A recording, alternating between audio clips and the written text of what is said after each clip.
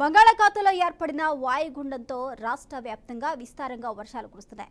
ఎడతెరిపి లేకుండా కురుస్తున్న వర్షాలకు ప్రజలు తీవ్ర ఇబ్బందులు ఎదుర్కొంటున్నారు. శ్రీకాకుళం జిల్లాలో కురుస్తున్న వానలకు జిల్లా అధికార యంత్రాంగం అప్రమత్తమైంది.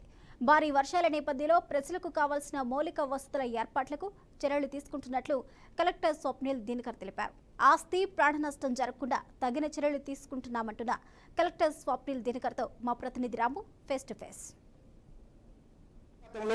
అల్పపీడనం వాయుగుండంగా మారింది.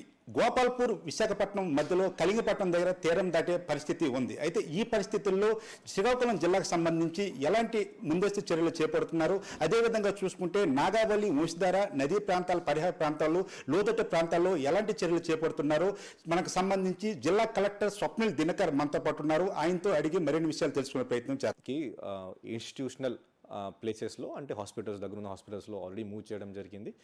ఇది కాకుండా మనకి పబ్లిక్కి కూడా అవేర్నెస్ మనం పంపిస్తాం. మీడియా మిత్రుల ద్వారా కూడా నేను చెప్తున్నాను, మీరు ఈరోజు రాత్రి దయచేసి బయట వెళ్ళకూడదు.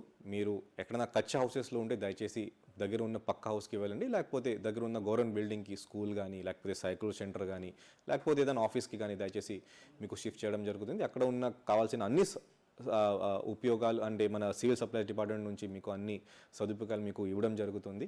ఇది కాకుండా మరీ ముఖ్యంగా ఫిషర్మెన్ మన దగ్గర ఉన్న ఒక 4000 బోట్స్, దీంతోపాటు ఫిషర్మెన్కి కూడా మనం ఇన్స్ట్రక్షన్స్ ఇచ్చాం. గత ఒక 3-4 డేస్ నుంచి లాస్ట్ డేస్ కంటిన్యూగా వాళ్ళకి చెప్తానే ఉన్నాం, దయచేసి సముద్రంలో బయటకి దయచేసి వెళ్ళకూడదు. వాళ్ళందరూ సేఫ్గానే ఉన్నారు. ఇప్పుడు మన అంటే బీచెస్లో కోస్టల్ ఏరియాలోనే ఉన్నారు.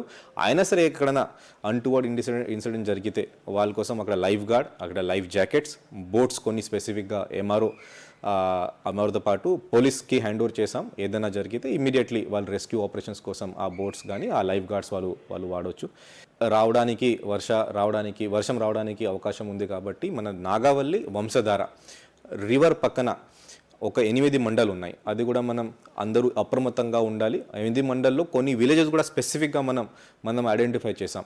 ఎక్కడెక్కడ బ్రీచెస్ అవ్వచ్చు అక్కడ లస్కర్స్ మనం పంపించాం ఇరిగేషన్ డిపార్ట్మెంట్ నుంచి, బోత్ రివర్స్ నాగావళి, వంశధార. ఈ రివర్లో ప్రస్తుతం ఉన్న పరిస్థితి చూస్తే గొట్ట బ్యారేజ్, నారాయణపూర్ ఆనికట్. గొట్ట బ్యారేజ్ దగ్గర ఒక 3400, అలాగే ఆనికట్ దగ్గర ఒక 2400 క్యూసెక్స్ మనం నది వైపు పంపిస్తున్నాం. ఎటువంటి నీళ్ళు, ఒక చుక్క నీళ్ళు కూడా మనం కెనాల్ వైపు మనం పంపించట్లేదు. సో కాబట్టి రైతులు కూడా ప్రాబ్లం లేదు. బట్ అయినా సరే లోకల్ ఫ్లడింగ్ అయితే రైతులకి కూడా మన village horticulture assistant, village agriculture assistant ద్వారా అప్రమత్తంగా ఉండాలి. ఫ్లడింగ్ అయితే ఇమ్మీడియట్లీ ట్రెంచెస్ కొట్టేసి వాటర్ బయట పంపించడానికి మీరు చర్యలు తీసుకోవాలి. అది కూడా ఇన్స్ట్రక్షన్స్ ఇవ్వడం జరిగింది. మనకి రేపు వంశధారలో ఎక్కువ నీళ్ళు రావడానికి అవకాశం ఉంది. అంటే ఒడిశా వైపు కొంచెం ఎక్కువ వర్షం పడింది కాబట్టి అక్కడ ఒక 12000 క్యూసెక్స్ రావడానికి అవకాశం ఉంది. బట్ కానీ మన ఫస్ట్ వార్నింగ్ 40,000 క్యూసెక్స్ వస్తేనే ఫస్ట్ వార్నింగ్ వస్తుంది. కాబట్టి ఫ్లడింగ్ ఈ 2 రివర్స్లో ఫ్లడింగ్ అలాంటి అవకాశం ఎటువంటి లేదు, ఇప్పటివరకు ఏం లేదు. ఫోర్కాస్టింగ్లో కూడా అలాంటి ప్రాబ్లమ్స్ ఏం రాదు. బట్ కానీ మన సైడ్ నుంచి అప్రమత్తంగా ఉండాలి. కాబట్టి కెనాల్ బండ్స్, ఇది కాకుండా మైనర్ ఇరిగేషన్ ట్యాంక్స్, ఈ రివర్ బండ్స్ ఎక్కడెక్కడ బ్రీచెస్ ప్రాబ్లం ఉంది అక్కడక్కడ ముందుగానే లస్కర్స్ పంపించి అక్కడ ఈ శాండ్ బ్యాగ్స్ కానీ, తర్వాత జేసీబీలు కానీ, పోక్లినర్ కానీ అక్కడ ముందుగానే మనం ప్లేస్మెంట్ చేయడం జరిగింది. ఇది కాకుండా మనకి ఆర్ఎన్బి నుంచి JCB, cranes, tree cutting machines అదే విలేజ్ లెవెల్లోనే పెట్టాలి. అదే ఇన్స్ట్రక్షన్స్ ఇవ్వడం జరిగింది. ఎక్కడైనా ట్రీ ఫాల్ జరిగింది, ఎక్కడైనా రోడ్ బ్లాక్ అయిపోయింది, ఇమీడియట్లీ ట్రాఫిక్ క్లియర్ చేయడానికి, రోడ్ క్లియర్ చేయడానికి మనం వాళ్ళకి వాడతాం. సో గత అనుభవాలు మనం దృష్టిలో పెట్టుకుంటే మత్స్యకార గ్రామాలు అవ్వచ్చు, ఈ నదీ పరిహార ప్రాంత విలేజ్ అవ్వచ్చు, ఈ మట్టి ఇల్లు కూలి మరణించిన ఘటనలు కూడా ఉన్నవి. ఇలాంటిపై ఏమైనా ముందస్తు చర్యలు స్థానిక ఎంఆర్ఓ కానీ ఏమైనా గైడ్ చేసే పరిస్థితి ఉంది? ఎస్. సో ఇప్పుడు మనం ఏం చెప్పానంటే, మీరు కింద స్థాయి సిబ్బంది అంటే ఇప్పుడు సచివాలయం సిబ్బంది అప్రమత్తంగా ఉండాలి. వాళ్ళు ఫీల్డ్లోనే ఉండాలి. స్పెసిఫిక్గా ఎక్కడెక్కడ గతంలో ఇలాంటి ఇష్యూస్ జరిగింది వాళ్ళకి స్పెసిఫిక్ ఇన్స్ట్రక్షన్స్ ఇవ్వడం జరిగింది. మండల్ స్థాయిలో ఒక మండల్ కంట్రోల్ రూమ్ పెట్టాలి. విలేజ్ స్థాయిలో కూడా వాళ్ళు విలేజ్లోనే ఉండాలి. ఎక్కడెక్కడ ఇలాంటి ఇష్యూస్ గతంలో జరిగింది అది ముందుగానే విలేజెస్కి వెళ్ళి చెప్పి ఆ విలేజెస్ అక్కడి నుంచి తరలించి మన గవర్నమెంట్ ప్లేసెస్లో పంపించడం, అది మనం చేయమని చెప్పాను. బట్ కానీ ఇప్పటి వరకు అలాంటి ఇష్యూస్ మన దృష్టికి ఇంకా రాలేదు. ఐడియోస్తో అంటే రెవెన్యూ డివిజనల్ ఆఫీసర్స్తో మనం కంటిన్యూస్గా ఒక గంటకి నేను కూడా మాట్లాడుతున్నాను. ఇటువంటి ఇష్యూస్ ఇప్పటి వరకు రాలేదు.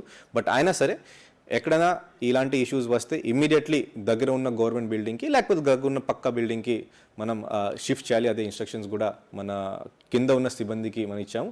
మీడియా ద్వారా నేను ఆల్ ద పబ్లిక్కి అందరికీ అది ఒకటే రిక్వెస్ట్ అండి, దయచేసి ఒక సేఫ్ ప్లేస్లో మీరు ఉంటే ఈరోజు రాత్రి మనకి మంచిది. అయినా సరే ఏదైనా ఇష్యూ ప్రాబ్లం మీకు ఉంటే మీరు మీ మండల్ లెవెల్ కంట్రోల్ రూమ్ లేకపోతే మన district level control room number కూడా నేను ఇస్తాను. ఆ డిస్ట్రిక్ట్ లెవెల్ కంట్రోల్ రూమ్కి మీరు కాల్ చేస్తే ఇమీడియట్లీ ఆ రెస్క్యూ టీం అక్కడ పంపించడం జరుగుతుంది.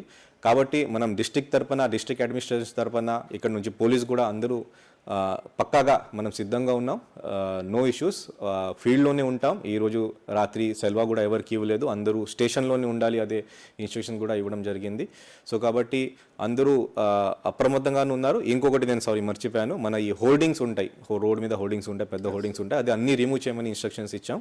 అది కూడా పబ్లిక్కి మీడియా మిత్రుల ద్వారా తెలియపరుస్తున్నాను. సో కాబట్టి ఏదైనా ఇష్యూ ఉంటే కంట్రోల్ రూమ్ ఉంది.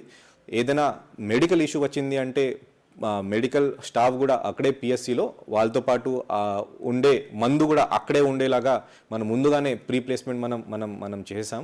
సో కాబట్టి ఎటువంటి ఇష్యూ రాదు.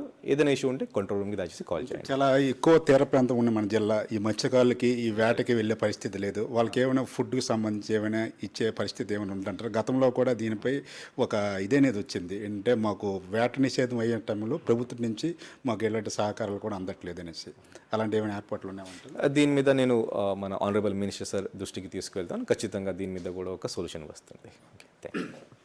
ఇది జిల్లాకు సంబంధించి అయితే ఇప్పటికే అధికార యంత్రాంగం కూడా సమాయత్తమైంది. అయితే గత అనుభవాలను దృష్టిలో పెట్టుకొని లోతట్టు ప్రాంతాలను, అదేవిధంగా నది పరిహార ప్రాంతంలో ఉన్న విలేజ్లను కూడా అప్రమత్తం చేశామని జిల్లా కలెక్టర్ చెప్తున్న పరిస్థితి. కెమెరా పర్సన్ సంతోష్తో రాము, BRK న్యూస్, శ్రీకాకుళం.